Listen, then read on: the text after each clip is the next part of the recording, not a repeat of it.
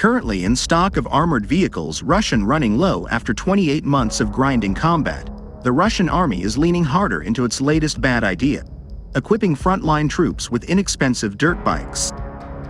The more Russian soldiers ride into battle on dirt bikes, the more Russian soldiers die or get wounded while riding into battle on dirt bikes. Analyst Andrew Perpetua confirmed the destruction mostly by Ukrainian drones of 5 Russian war bikes in February, 1 in March, 13 in April, 56 in May and 9 in just the first week or so of June. Dozens more bikes were damaged.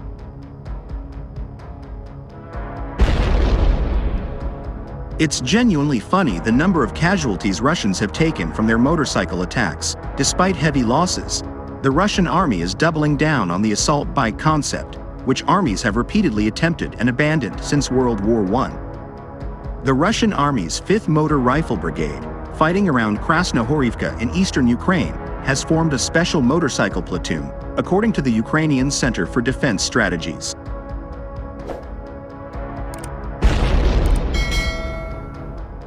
The bike platoon is additive, Russian correspondent Alexander Sladkov stressed, and this is in addition to the combat motorcyclists in the battalions, he wrote in a missive translated by Estonian analyst War Translated.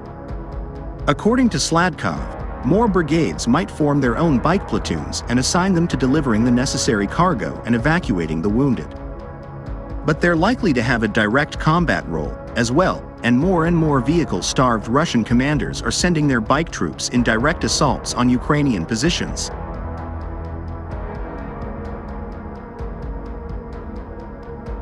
During one recent Russian operation apparently somewhere in southern Ukraine, the first wave of attackers rode in tanks and armored fighting vehicles.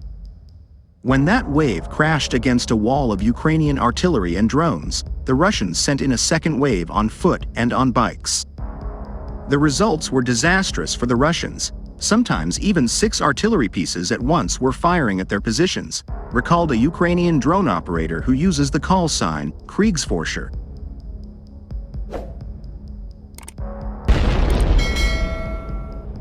In recent weeks, no fewer than 4 Ukrainian brigades, the 28th, 30th and 54th Mechanized Brigades and the 79th Air Assault Brigade, have struck Russian bike troops with explosive first-person view drones and bomber drones dropping grenades.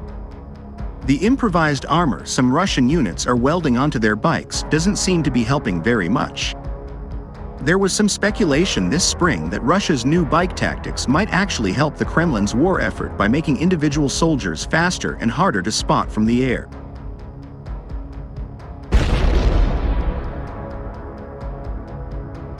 In practice, the bike troops are hopelessly vulnerable to artillery and drones and are dying in ever greater numbers, but with too few armored vehicles to go around, the Russians don't have many alternatives. If it isn't lucky enough to have access to reasonably modern BMP fighting vehicles, a Russian unit might have to make do with 50-year-old MTLB armored tractors. Chinese-made golf carts are increasingly dirt bikes. The only other option is to walk into a battle, but that's even more dangerous than riding on a motorcycle.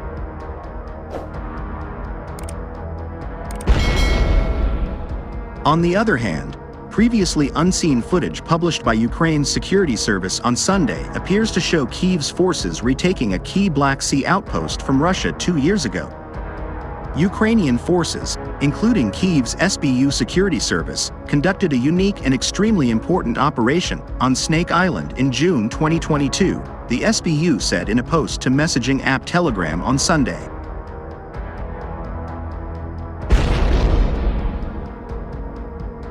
Moscow's fighters had targeted Snake Island, also known as Zamini Island, in the first hours of the invasion effort beginning on February 24, 2022. But Ukrainian personnel on the island quickly became famous for an expletive-laden response to a Russian warship's demands for surrender. Clashes between Russian and Ukrainian troops around Snake Island hit the headlines again last June, when Ukraine reclaimed the outpost after Russia said it was retreating from the island as a gesture of goodwill.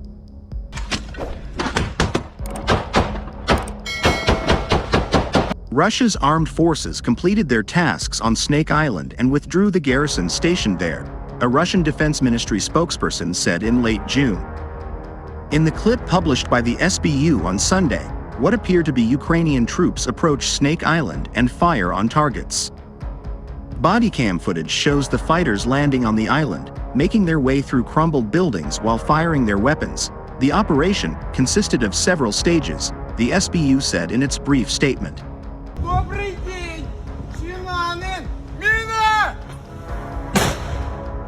The retaking of Snake Island was of strategic importance because since then the gradual displacement of the enemy from the Black Sea began, the military intelligence agency added.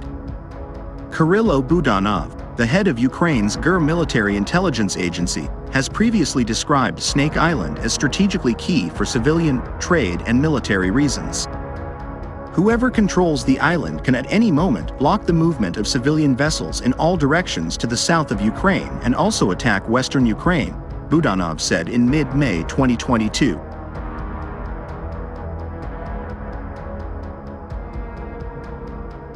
It sits close to Romania in the northwestern Black Sea, where Ukraine has been able to successfully threaten Russia's Black Sea fleet that operates partly out of Russia's Sevastopol base, on the western edge of the annexed Crimean Peninsula.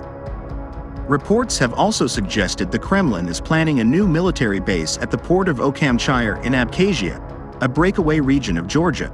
This would put Russian assets even further from Ukraine's coastline.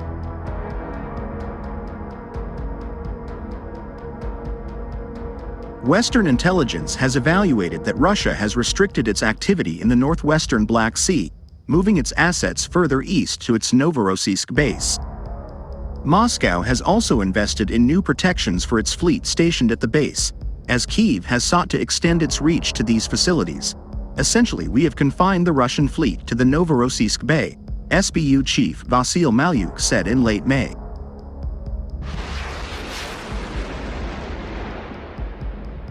Currently, Russia already faces a bleak demographic picture, in fact, one of the worst in the world. Feeding tens of thousands of troops Russians into a meat grinder is going to compound an already dire situation.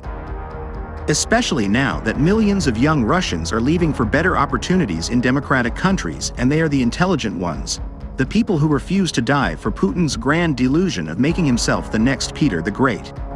Armata!